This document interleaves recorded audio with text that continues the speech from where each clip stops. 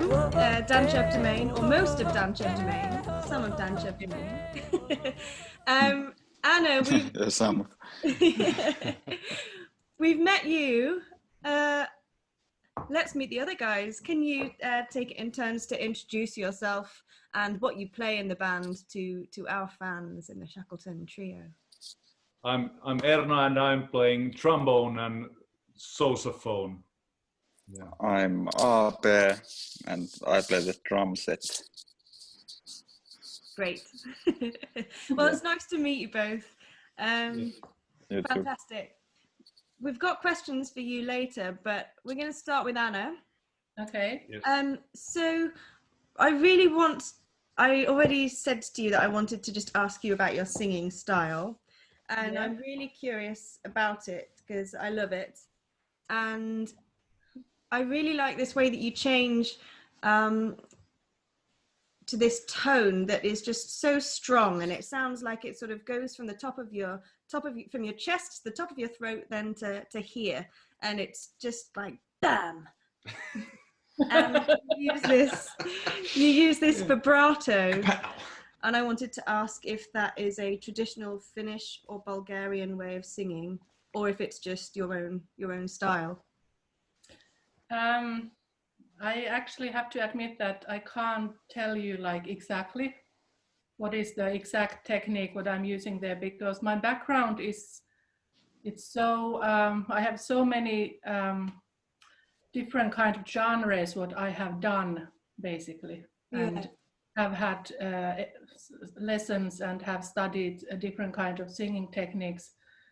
So I would say that this style, what you hear in Dantchev domain, it's my style. But obviously, you can hear some elements, especially from Bulgarian type of singing, that is really, really sharp and really strong and really like in front. Yeah. So it's like in chest, as you said, but also is here and here in front, in really front. That was just kind of a personal one for me, really. I was really interested. So as a band, so the song content, it really, you can tell that it's really telling a story, and then you've got these songs that the arrangement and the music that you all put towards it just really helps to convey a particular emotion. Do you find that you get quite a physical, emotional reaction from an audience when you play? Yeah, I mean, emotions and stories, they are like the core for me. When I compose, I'm really emotional person myself, and also as a singer and performer, I really go to the stories, so to say. And when I kind of started the band, like in 2019, I think, I was really carefully looking for a perfect musicians for the band, musicians who really can tell the story. You have to say that because they're there. With the instruments as well. That's what Georgia says as well. Yeah, you know what I'm talking about. Yeah, but the arrangements, I mean, in this band we work so that I have the idea, I bring my lyrics, my melodies, my harmonies, but then we start working together, because I'm not trombonist, I'm not drummer, I'm not guitarist, so I kind of rely on the expertise what these guys.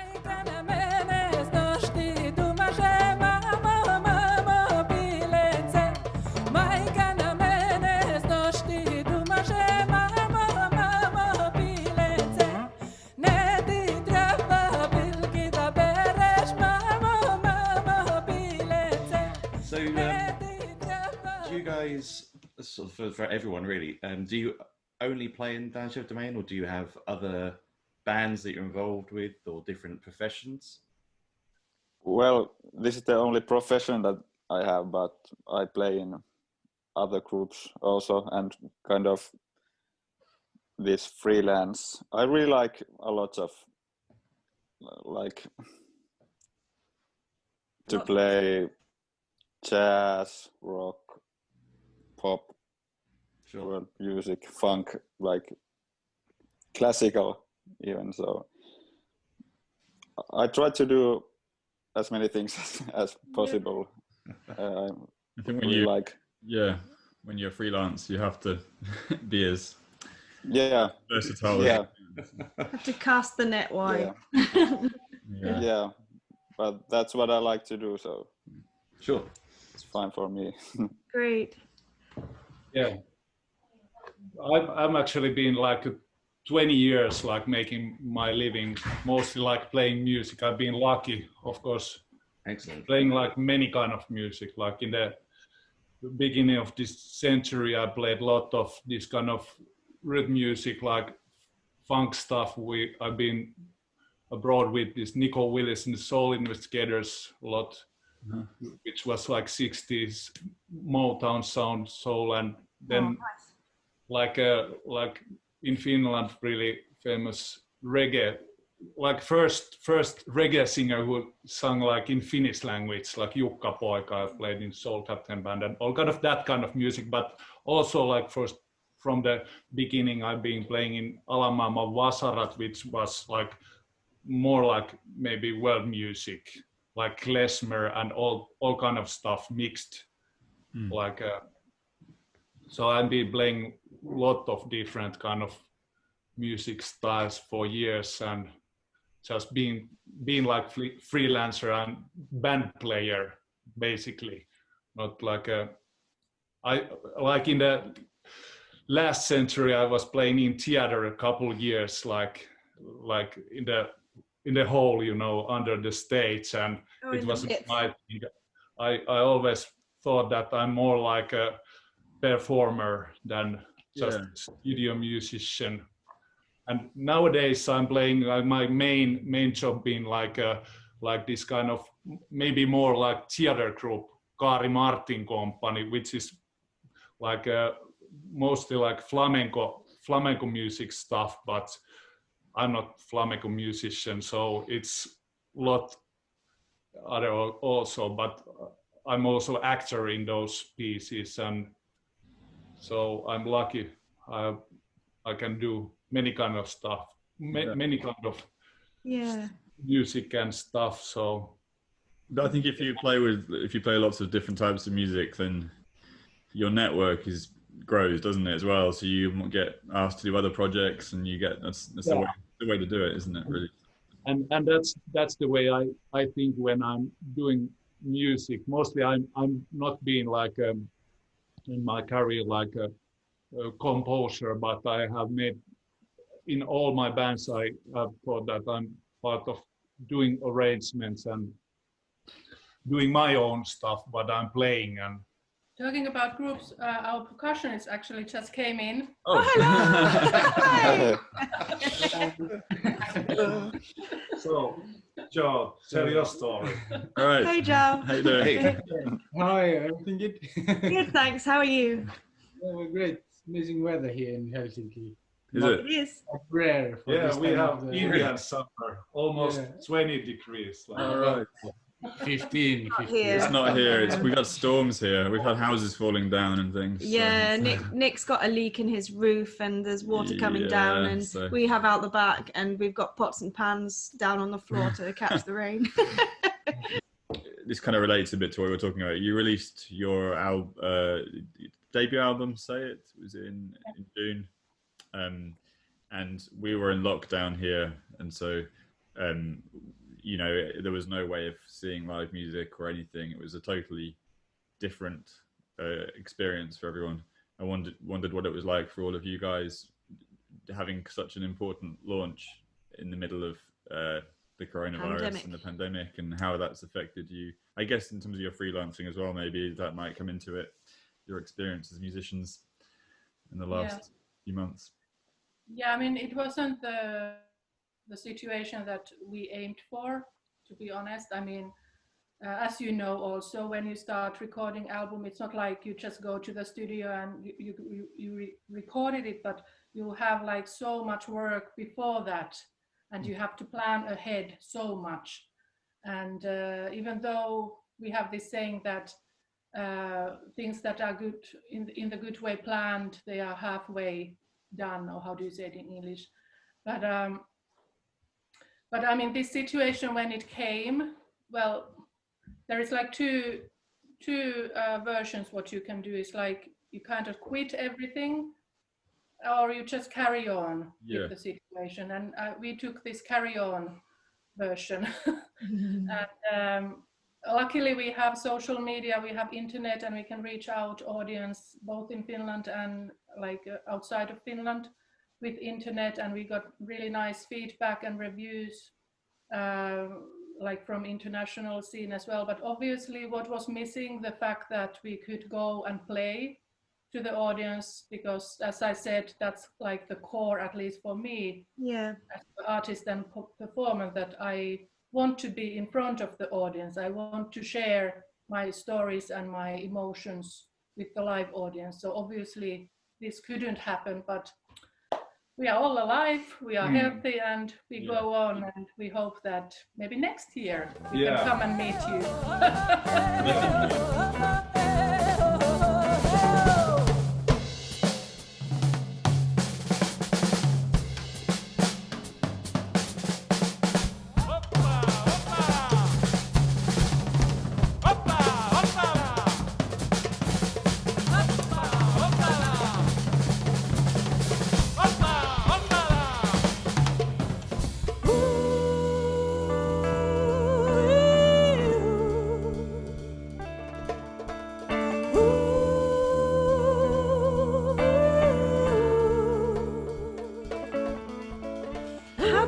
Having two percussionists, so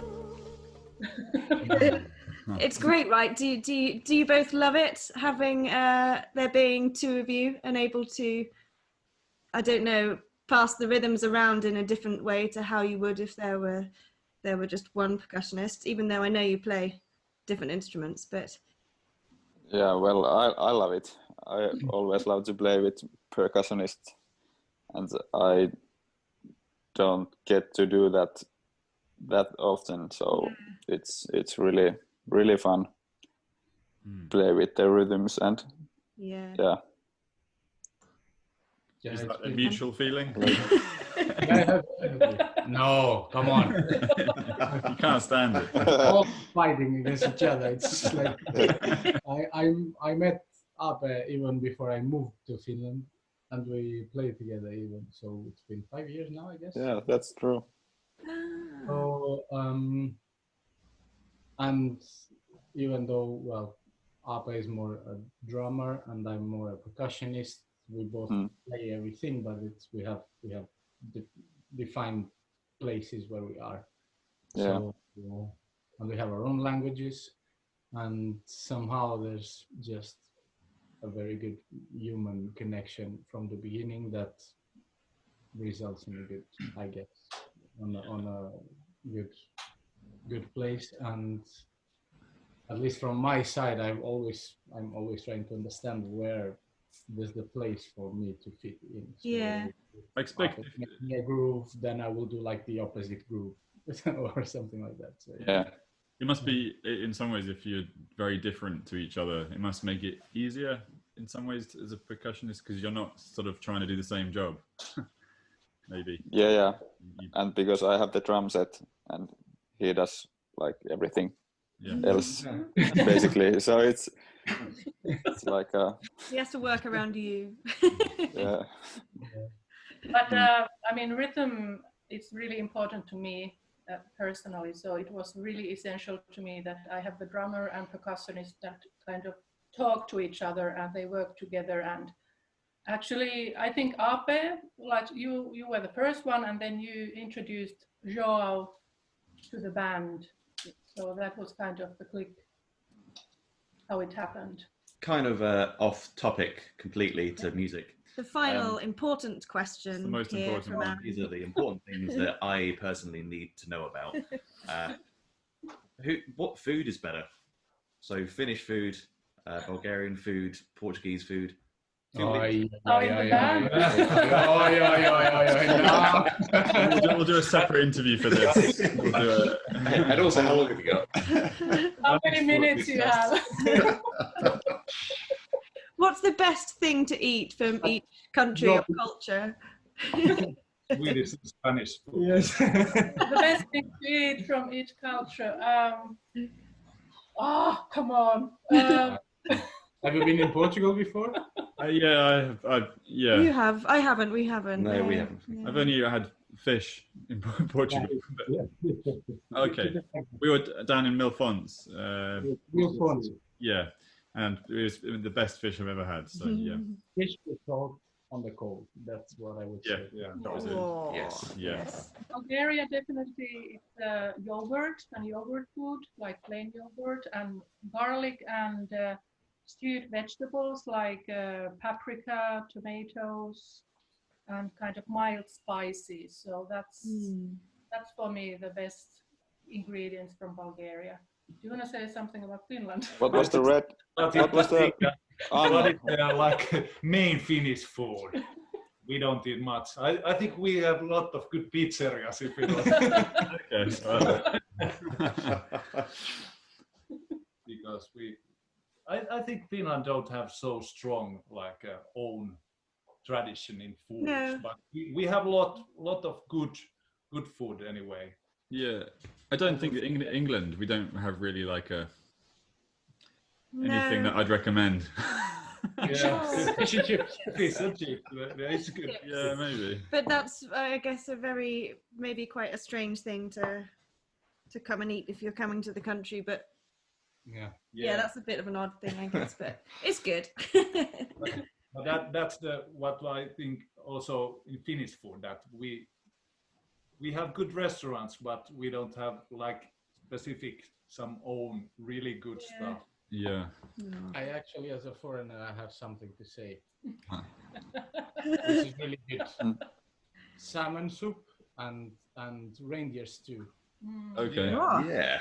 okay. All right. These two things are something that you don't find. So especially the reindeer stew.